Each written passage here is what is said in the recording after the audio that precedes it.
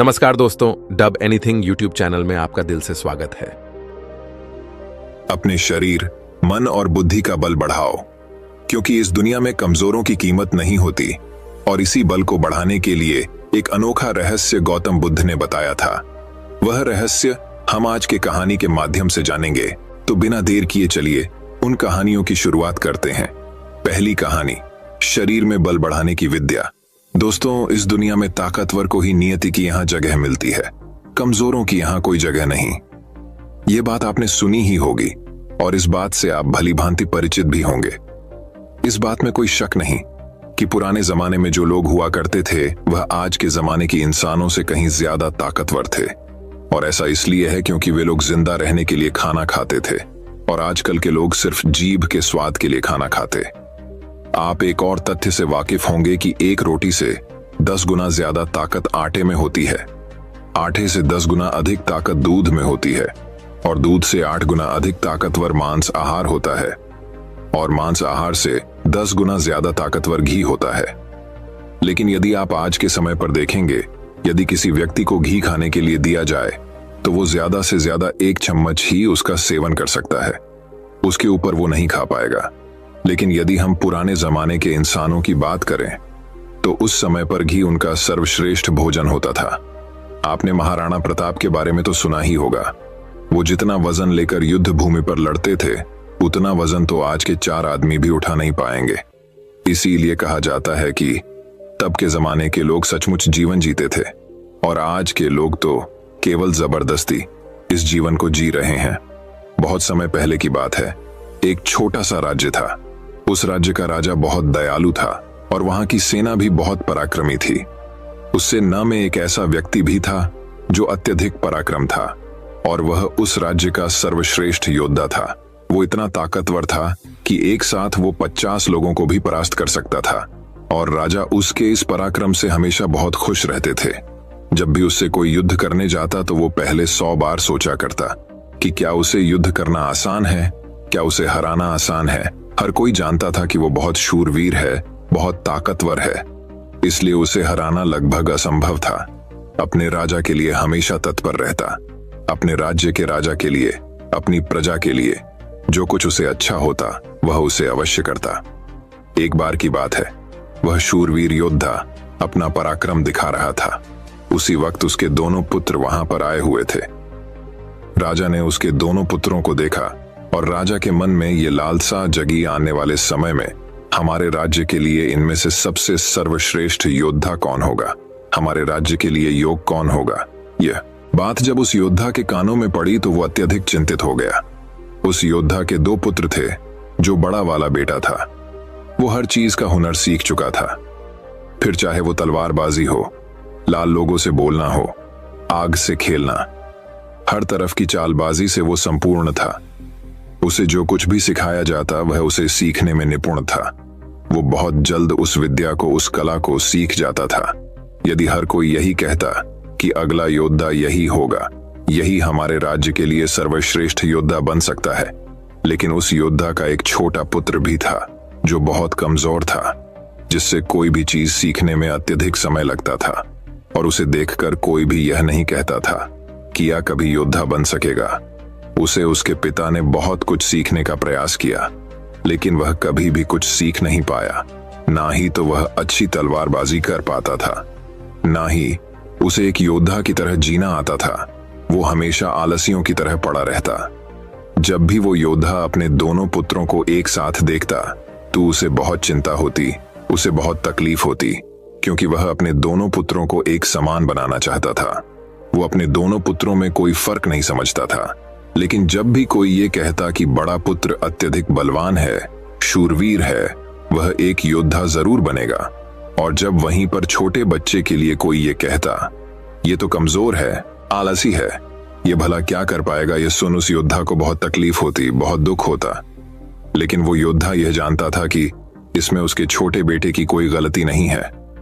उसका व्यवहार दूसरों से अलग है और ये दूसरों से थोड़ा कमजोर है, लेकिन इससे कुछ बातों का ध्यान रखना होगा, तभी ये दूसरों के साथ पराक्रमी बन सकता है, दूसरों जैसा तलवारबाज बन सकता है, दूसरों जैसा सर्वश्रेष्ठ योद्धा भी बन सकता है।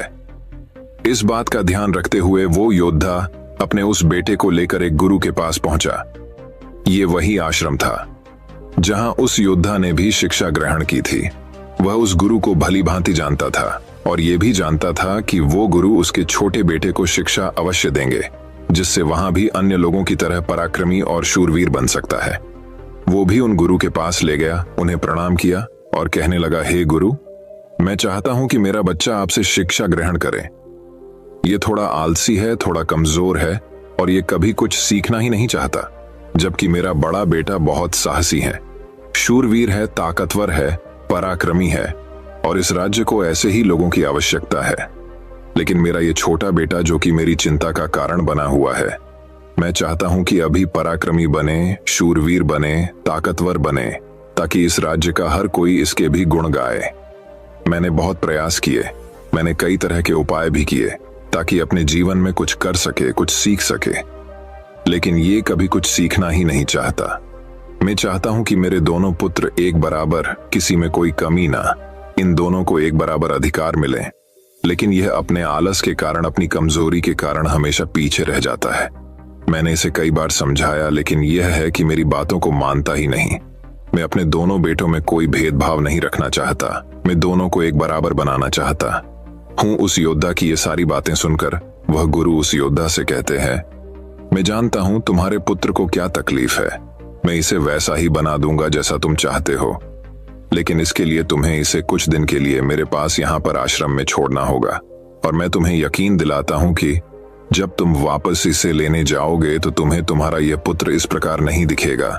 इसकी जगह पर तुम्हें वो पराक्रमी, वो ताकतवर बेटा मिलेगा जैसा तुम चाहते। वह गुरु अत्यधिक आत्मज्ञानी थे, बस उस योद्धा के पुत्र को देखकर यह समझ चुके थे कि उसे क्या तकलीफ है, उसे किस तरह से पराक्रमी बनाया जा सकता है, क्योंकि आखिर वो एक ऐसे योद्धा का पुत्र है जिसे अभी तक कोई हरा नहीं सका था।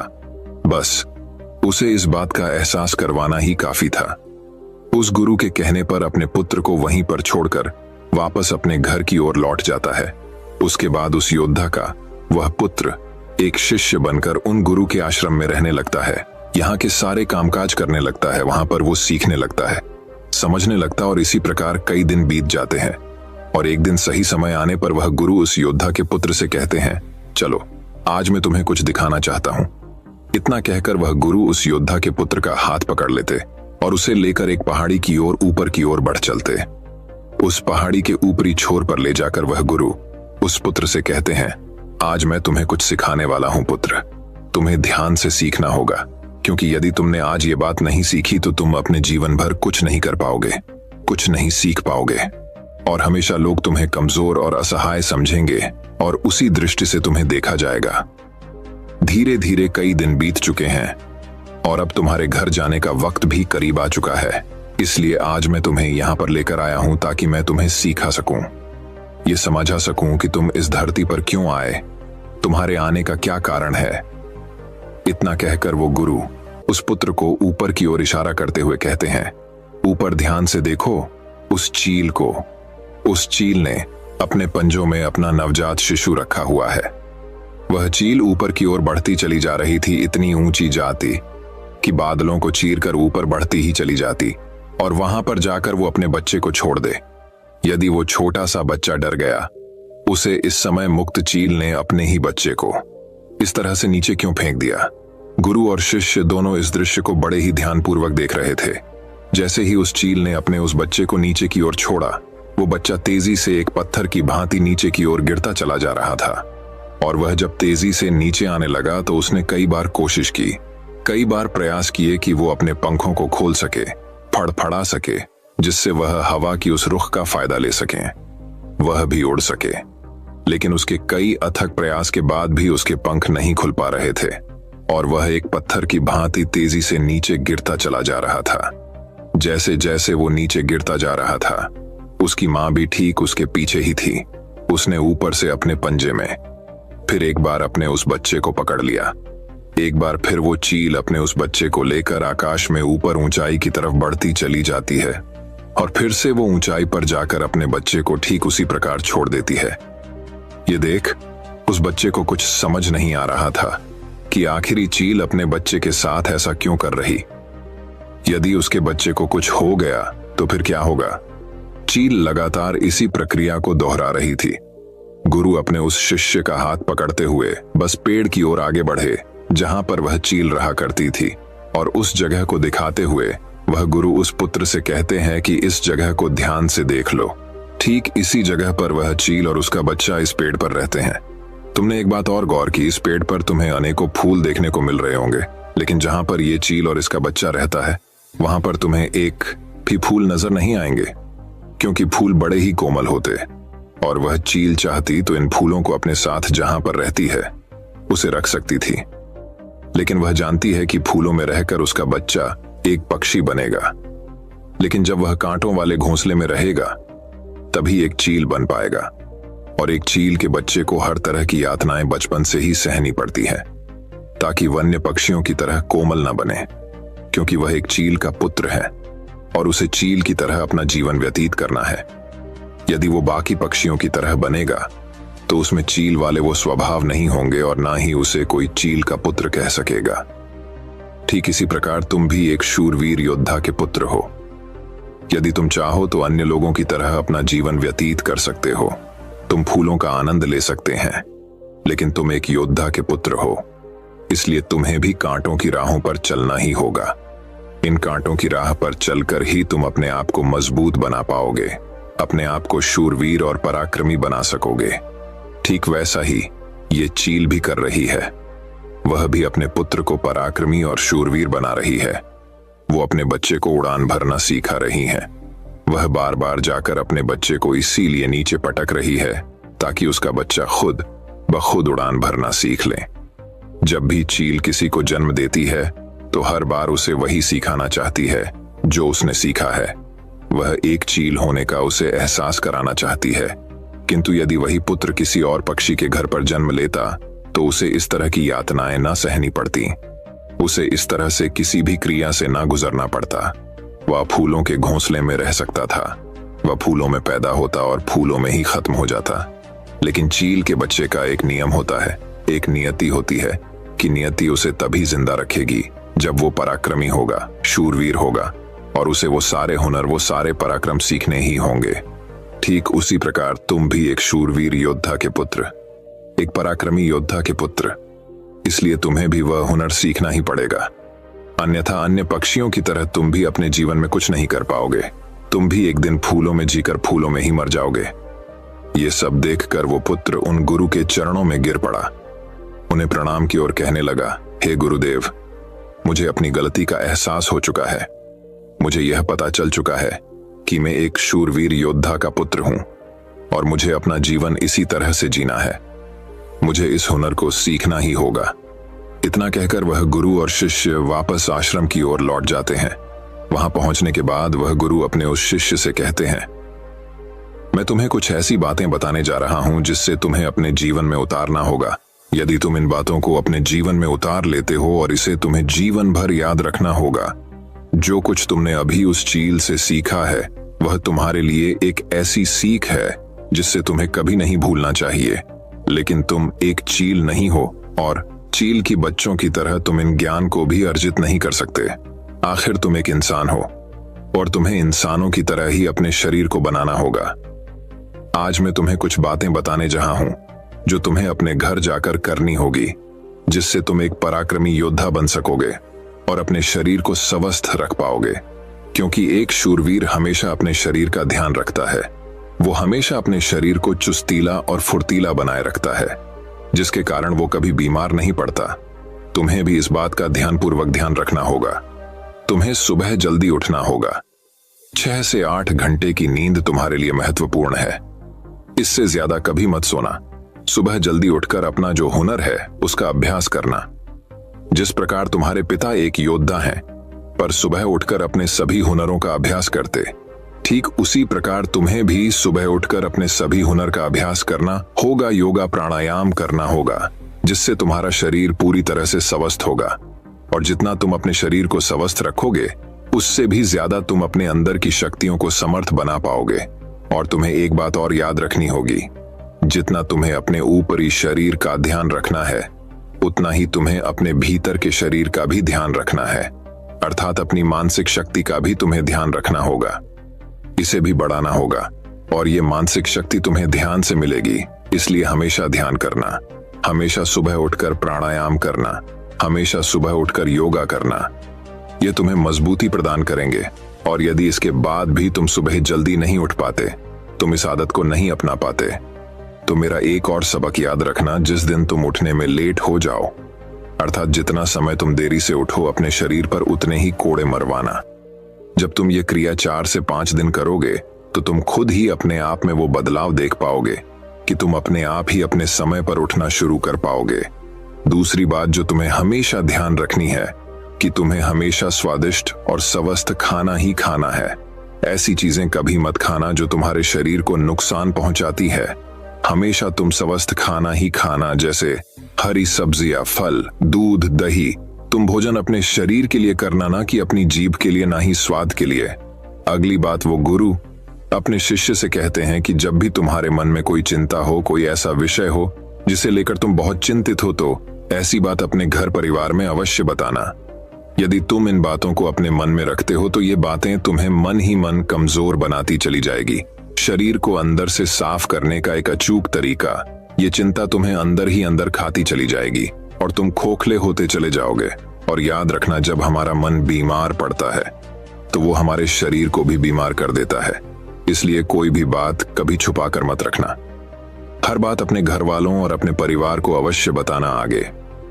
वह गुरु अपने उस शिष्य से कहते हैं, हमेशा सकारात्मक सोच रखना, कभी भी नकारात्मक विचार अपने दिमाग में आने गत देना। सबके जीवन में उतार और चढ़ाव तो आते ही रहते हैं।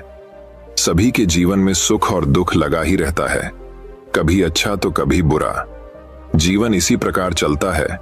तुम्हारे जीवन में समय चाहे कैसा भी क्यों ना आए, लेकिन तुम्हें हमेशा एक सकारात्मक सोच ही अपनानी है, जिससे तुम अपने जीवन में आने वाली कठिन से कठिन परिस्थितियों का सामना हंसते हुए और बड़ी ही सरलता से उसका सामना कर सको और जीवन में आगे बढ़ पाओगे।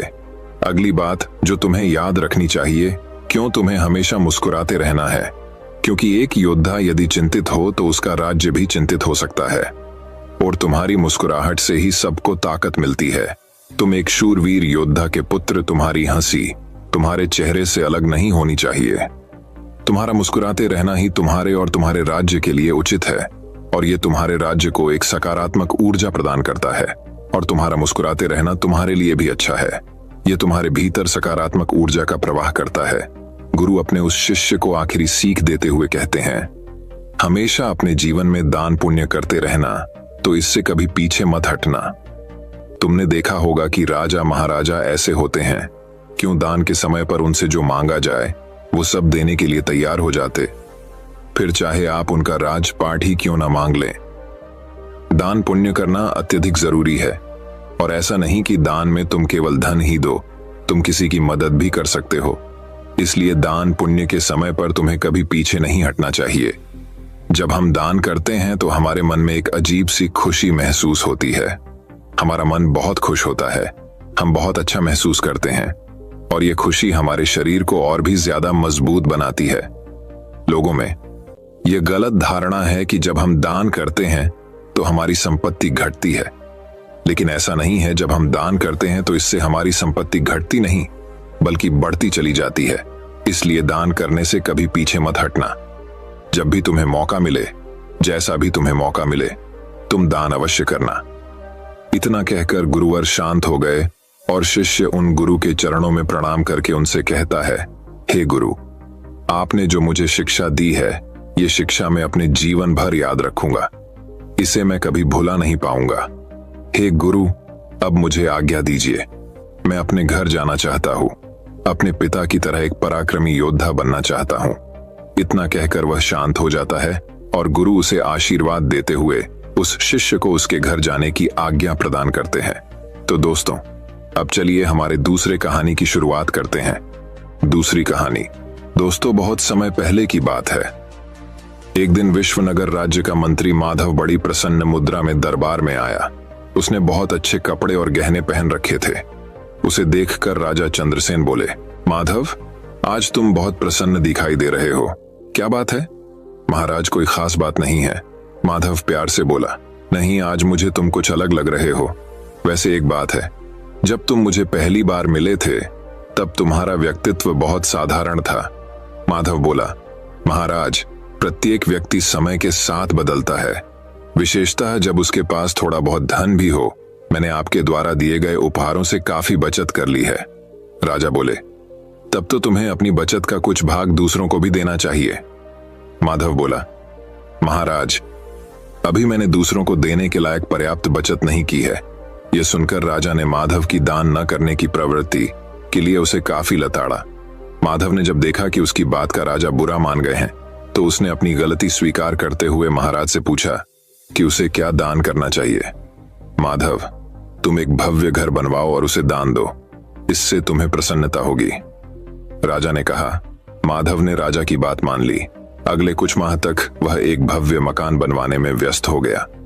जब वह भव्य मकान बनकर तैयार हो गया तो माधव ने मकान के ऊपर एक तख्ती टांग दी जिस पर लिखा था, यह घर उस व्यक्ति को दिया जाएगा जो अपने जीवन में मात्र उतने में ही प्रसन्नता महसूस करता हो जितना उसके पास है। कई लोगों ने उस तख्ती को पढ़ा परंतु कोई भी मकान लेने नहीं आया। एक बार एक निर्धन व्यक्ति को उस घर के बारे में पता चला। उसने सोचा कि क्यों न वह उस मकान को प्राप्त करने की कोशिश करे।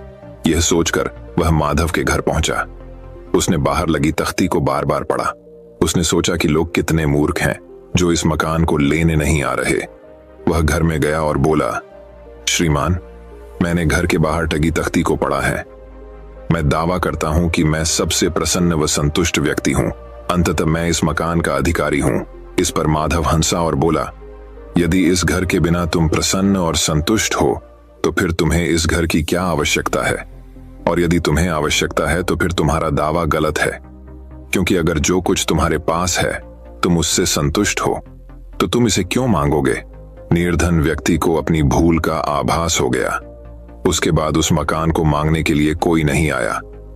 अंत में माधव ने सारी कथा राजा को सुनाई। राजा बोले, तुमने एक बार फिर अपनी बुद्धिमानी का परिचय दिया, परंतु अब तुम उस मकान का क्या करोगे? दोस्तों, इस कहानी से हमें यह सीख मिलती है कि हमारे पास जो है उसमें हमें संतुष्ट रहना चाहिए और ज्यादा पाने की लालच में हम जो है वह भी गवा देते हैं। तो दोस्तों, चलिए अब हमारे तीसरी कहानी की शुरुआत करते हैं। तीसरी कहानी। दोस्तों, बहुत समय पहले की बात है। एक दिन राजा चंद्रसेन ने ऐलान किया कि जो भी मेरे सवालों का सही जवाब देगा उसे भारी इनाम दिया जाएगा। सवाल कुछ इस प्रकार से थे, ऐसा क्या है जो आज भी है और कल भी रहेगा? ऐसा क्या है जो आज भी नहीं है और कल भी नहीं होगा? ऐसा क्या है जो आज तो है लेकिन कल नहीं होगा? इन तीनों सवालों के उदाहरण भी देने थे। किसी को भी चतुराई भरे इन तीनों सवालों का जवाब नहीं सूझ रहा था। मंत्री माधव बोला, हुजूर, आपके सवालों का जवाब मैं दे सकता हूं, लेकिन इसके लिए आपको मेरे साथ शहर का दौरा करना होगा, तभी आपके सवाल सही ढंग से हल हो पाएंगे। चंद्रसेन और माधव ने वेश बदला और सूफियों का बाना पहनकर निकल पड़े। कुछ ही देर बाद वे बाजार में खड़े थे। फिर दोनों एक दुकान में घुस गए। माधव ने दुकानदार से कहा, हमें बच्चों की पढ़ाई के लिए मदरसा बनाना है, तुम हमें इसके लिए 1000 रुपये दे दो। जब दुकानदार ने अपने मुनीम से कहा कि इन्हें 1000 रुपये दे दो तो माधव बोला, जब मैं तुमसे रुपये ले रहा रहूंगा तो तुम्हारे सिर पर जूता मारूंगा। हर 1 रुपये के पीछे 1 जूता पड़ेगा। बोलो, तैयार हो? ये सुनते ही दुकानदार के नौकर का पारा चढ़ गया और वह माधव से 2-2 हाथ करने आगे बढ़ आया। लेकिन दुकानदार ने नौकर को शांत करते हुए कहा, मैं तैयार हूं, लेकिन मेरी एक शर्त है। मुझे विश्वास दिलाना होगा कि मेरा पैसा इसी नेक काम पर खर्च होगा। ऐसा कहते हुए दुकानदार ने सिर झुका दिया और बीरबल से बोला कि जूता मारना शुरू करें। तब माधव व चंद्रसेन बिना कुछ कहे सुने दुकान से बाहर निकल आए। दोनों चुपचाप चले जा रहे थे कि तभी बीरबल ने मौन तोड़ा। माधव, दुकान में जो कुछ हुआ उसका मतलब है कि दुकानदार के पास आज पैसा है और उस पैसे को नेक कामों में लगाने की नीयत भी, जो उसे आने वाले कल भविष्य में नाम देगी। इसका एक मतलब यह भी है कि अपने नेक कामों से वह पुण्य कमाएंगे। आप इसे यूं भी कह सकते हैं कि जो कुछ उसके पास आज है कल भी उसके साथ होगा। यह आपके पहले सवाल का जवाब है। फिर वे चलते हुए एक भिखारी के पास पहुंचे। उन्होंने देखा कि एक आदमी उसे कुछ खाने को दे रहा है और वह खाने का सामान उस भिखारी की जरूरत से कहीं ज्यादा है। तब माधव उस भिखारी से बोला, हम भूखे हैं, कुछ हमें भी दे दो खाने को। यह सुनकर भिखारी बरस पड़ा, भागो यहां से, जाने कहां से आ जाते हैं मांगने। तब माधव राजा से बोला, यह रहा हुजूर आपके दूसरे सवाल का जवाब। यह भिखारी ईश्वर को खुश करना नहीं जानता। इसका मतलब यह है कि जो कुछ इसके पास आज है वो कल नहीं होगा। दोनों फिर आगे बढ़ गए। उन्होंने देखा कि एक तपस्वी पेड़ के नीचे तपस्या कर रहा है। माधव ने पास जाकर उसके सामने कुछ पैसे रखे। तब वह तपस्वी बोला, इसे हटाओ यहां से, मेरे लिए यह बेईमानी से पाया गया पैसा है, ऐसा पैसा मुझे नहीं चाहिए। अब माधव बोला, हुजूर इसका मतलब यह हुआ कि अभी तो नहीं है लेकिन बाद में हो सकता है। आज यह तपस्वी सभी सुखों को नकार रहा है लेकिन कल यही सब सुख इसके पास होंगे। और हुजूर चौथी मिसाल आप खुद है। पिछले जन्म में आपने शुभ कर्म किए थे, जो यह जीवन आप शानो शौकत के साथ बिता रहे हैं। किसी चीज की कोई कमी नहीं। यदि आपने इसी तरह ईमानदारी और न्यायप्रियता से राज करना जारी रखा तो कोई कारण नहीं कि यह सब कुछ कल भी आपके पास न हो। लेकिन यह न भूलें कि यदि आप राह भटक गए तो कुछ साथ नहीं रहेगा। अपने सवालों के बुद्धिमत्तापूर्ण चतुराई भरे जवाब सुनकर राजा चंद्रसेन बेहद खुश हुए।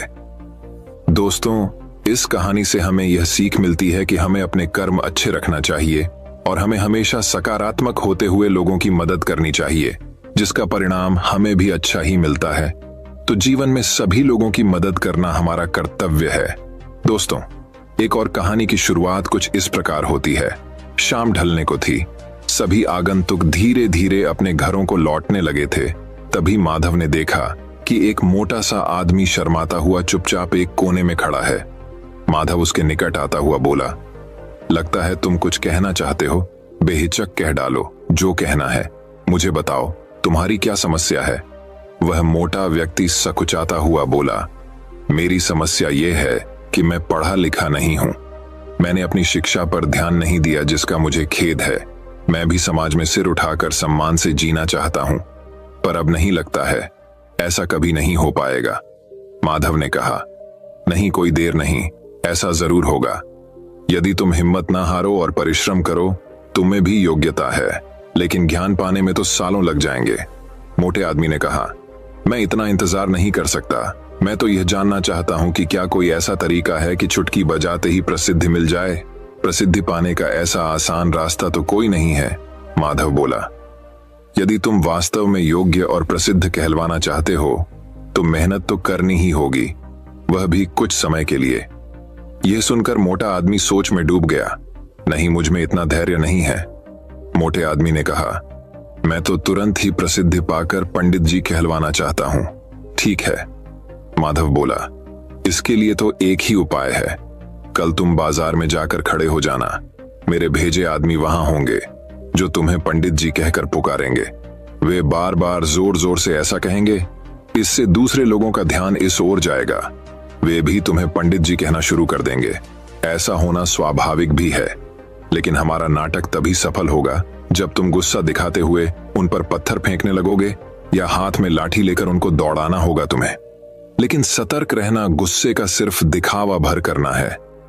तुम्हें किसी को चोट नहीं पहुंचनी चाहिए। उस समय तो वह मोटा आदमी कुछ समझ नहीं पाया और घर लौट गया। अगली सुबह वह मोटा आदमी माधव के कहे अनुसार व्यस्त बाजार में जाकर खड़ा हो गया। तभी माधव के भेजे आदमी वहां आ पहुंचे और तेज स्वर में कहने लगे, पंडित जी, पंडित जी, पंडित जी। मोटे आदमी ने यह सुन अपनी लाठी उठाई और भाग पड़ा, उन आदमियों के पीछे जैसे सच ही में पिटाई कर देगा। माधव के भेजे आदमी वहां से भाग निकले, लेकिन पंडित जी का राग अलापना उन्होंने नहीं छोड़ा।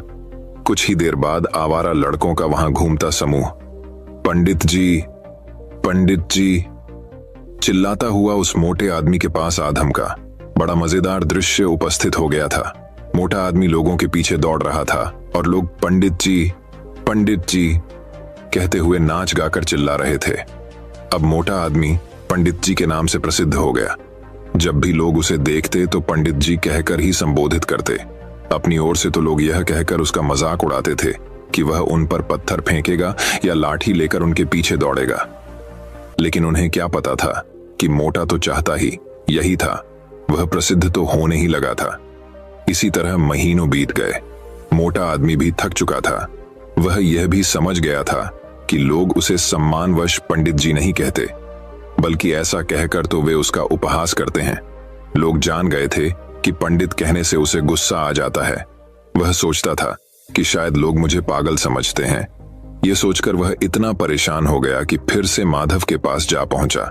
वह बोला, मैं मात्र पंडित जी कहलाना नहीं चाहता, वैसे मुझे स्वयं को पंडित कहलवाना पसंद है, और कुछ समय तक यह सुनना मुझे अच्छा भी लगा, लेकिन अब मैं थक चुका हूं। लोग मेरा सम्मान नहीं करते, वो तो मेरा मजाक उड़ाते हैं। मोटे आदमी को वास्तविकता का आभास होने लगा था। मोटे आदमी को यह कहता देख माधव हंसता हुआ ये बोला, मैंने तो तुमसे पहले ही कह दिया था कि तुम बहुत समय तक ऐसा नहीं कर पाओगे। लोग तुम्हें वह सब कैसे कह सकते हैं जो तुम हो ही नहीं। क्या तुम उन्हें मूर्ख समझते हो? जाओ, अब कुछ समय किसी दूसरे शहर में जाकर बिताओ। जब लौटो तो उन लोगों को नजरअंदाज कर देना जो तुम्हें पंडित जी कहकर पुकारें।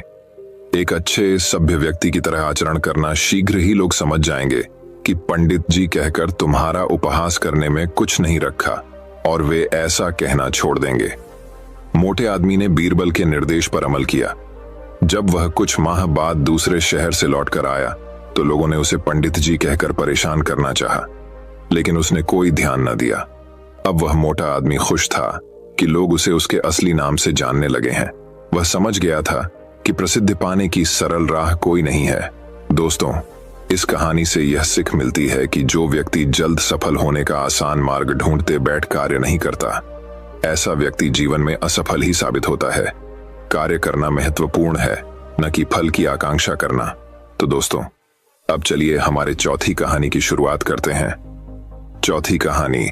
राज्य में रामू और श्यामू नाम के दो भाई रहते थे। वे बचपन से ही कामचोर थे।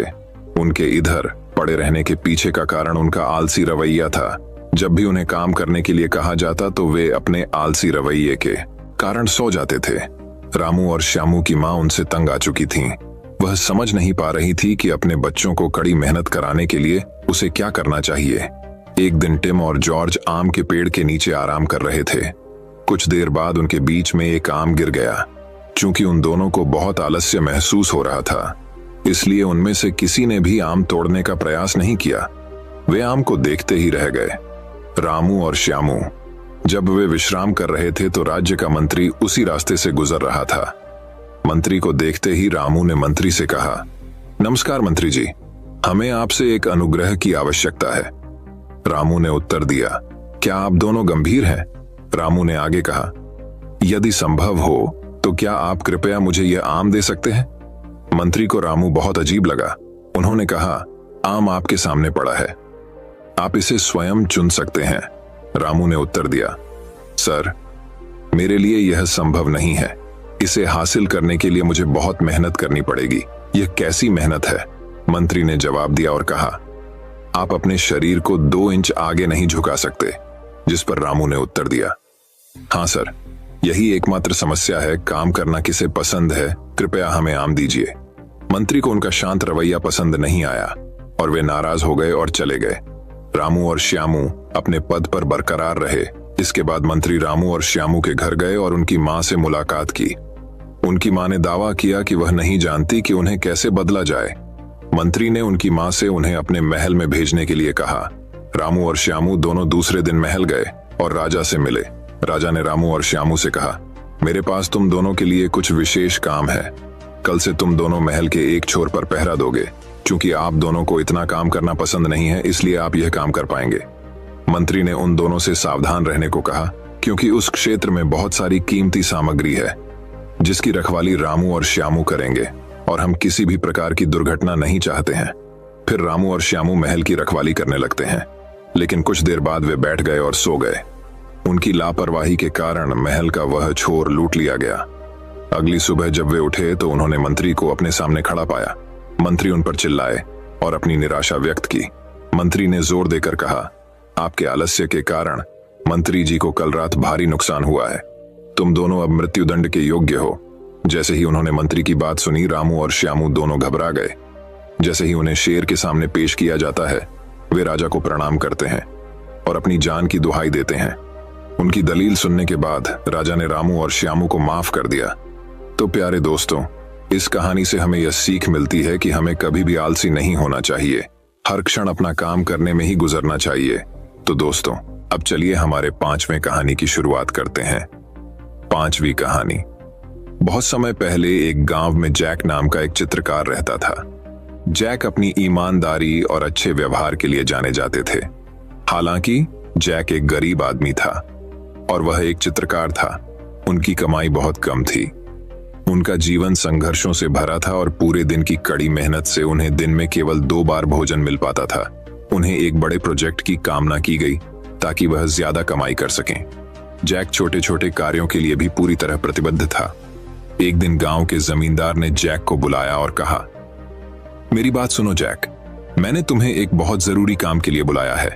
क्या आप इसे करना चाहते हैं? जैक ने उत्तर दिया, जरूर सर, मैं यह जरूर करूंगा, बताओ क्या काम है। तब मकान मालिक ने अपनी आवश्यकताएं व्यक्त की और चाहा कि जैक नदी तट के पास उसकी नाव को पेंट करे। वह चाहता था कि काम आज ही खत्म हो जाए। जैक ने उत्तर दिया, ठीक है सर, मैं आज ही काम पूरा कर लूंगा। काम मिलने से जैक बहुत खुश था। बाद में मकान मालिक ने जैक से काम के लिए उसके शुल्क के बारे में पूछा तो जैक ने जवाब दिया, मैं आमतौर पर इस काम के लिए 1500 रुपये लेता हूं, बाकी आपको तय करना है। मकान मालिक ने जैक की 1500 रुपये की बात मान ली और कहा कि काम अच्छा होना चाहिए। जैक ने मकान मालिक को आश्वस्त किया और चिंता न करने को कहा। फिर मकान मालिक जैक को अपनी नाव दिखाने के लिए नदी के पास ले गया। नाव देखने के बाद जैक ने मकान मालिक से कुछ समय मांगा क्योंकि वह अपनी सामग्री और सामान लाने के लिए चला गया। जैसे ही जैक अपना सामान लेकर लौटा, उसने नाव को पेंट करना शुरू कर दिया। जब जैक नाव को पेंट कर रहा था तो उसने नाव में एक बड़ा छेद देखा। जैक ने सोचा कि अगर वह छेद को ठीक किए बिना नाव को पेंट करेगा तो नाव डूब जाएगी, और उसने पहले छेद को बंद करने और फिर अपनी पेंटिंग जारी रखने का फैसला किया। जैक ने फिर छेद को बंद कर दिया और बाद में पूरी नाव को पेंट कर दिया। फिर वह मकान मालिक के पास गया और उसे बताया कि काम खत्म हो गया है। मकान मालिक सहमत हो गया और जैक को अपने साथ नाव तक चलने के लिए कहा। वे किनारे पर पहुंचे और मकान मालिक ने नाव देखकर जैक से कहा, वाह जैक, आपने सराहनीय कार्य किया है। मुझ पर एक उपकार करो, कल सुबह मेरे पास आओ और अपनी मजदूरी ले जाओ। फिर दोनों सीधे अपने घर चले गए। एक दिन बाद मकान मालिक का परिवार उसी नाव में बैठकर घूमने गया। बाद में शाम को मकान मालिक का नौकर चार्ली छुट्टी से लौटा और उसने सभी के बारे में पूछताछ की क्योंकि उसे घर में कोई नहीं मिला। मकान मालिक ने उसे सारी बात बताई। मकान मालिक की बात सुनकर चार्ली तनाव में आ गया। चार्ली को तनाव में देखकर मकान मालिक ने पूछा, क्या हुआ चार्ली, आप इतने तनाव में क्यों दिख रहे हैं? चार्ली ने उसे नाव में छेद के बारे में बताया। यह सुनकर मकान मालिक घबरा गया। कुछ ही मिनटों में मकान मालिक का परिवार दिन भर की यात्रा के बाद वापस घर लौट आया। अपनी पत्नी और बच्चों को पूरी तरह ठीक देखकर मकान मालिक ने राहत की सांस ली। अगले दिन मकान मालिक ने जैक को बुलाया और उससे कहा, जैक, अपना वेतन ले लो, कमाल कर दिया। मैं आपके काम की गुणवत्ता से बहुत खुश हूं। पैसे गिनने के बाद जैक बहुत आश्चर्यचकित हो गया। यह रकम उससे अधिक थी जिसके लिए उसे नौकरी पर रखा गया था। जैक ने मकान मालिक से कहा, सर, आपने गलती से मुझे ज्यादा पैसे दे दिए हैं। नहीं जैक, मैंने तुम्हें कोई अतिरिक्त रकम नहीं दी है, इसे ले लो, तुम इस पैसे के हकदार हो, यह सब तुम्हारा है। मकान मालिक ने कहा। जैक ने फिर सवाल किया, लेकिन सर, हम केवल 1500 रुपए में सहमत हुए, ये 6000 रुपए हैं, यह कैसे सही समय है? बाद में मकान मालिक ने जैक को समझाया कि पैसे में बढ़ोतरी इसलिए हुई है क्योंकि जैक ने बहुत अच्छा काम किया है। जैक भ्रमित हो गया। फिर मकान मालिक ने आगे कहा, तुमने नाव में वह छेद बंद कर दिया जिसके बारे में मैं पूरी तरह से अनजान था। यदि आप चाहते तो छेद को वैसे ही छोड़ सकते थे या अधिक पैसे मांग सकते थे, लेकिन आपने दोनों में से कुछ भी नहीं किया। आपके द्वारा छेद बंद करने के कारण मेरा परिवार नाव में सुरक्षित यात्रा कर सका।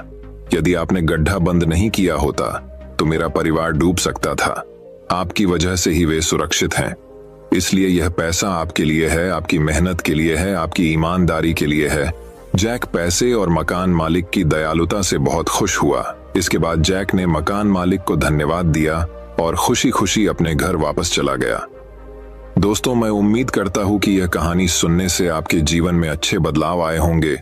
आपको इस वीडियो से क्या सीखने मिला ये कमेंट करके जरूर बताएं और अपने परिवार, दोस्तों या आपके करीबी इंसान के साथ ये कहानी शेयर करके उन्हें भी इस ज्ञान से परिचित करवाए। बाकी अगर आपको यह वीडियो दिल से अच्छी लगी हो तभी इस वीडियो को लाइक कर देना, और आपने अब तक इस चैनल को सब्सक्राइब ना किया हो तो चैनल को सब्सक्राइब भी जरूर कर देना।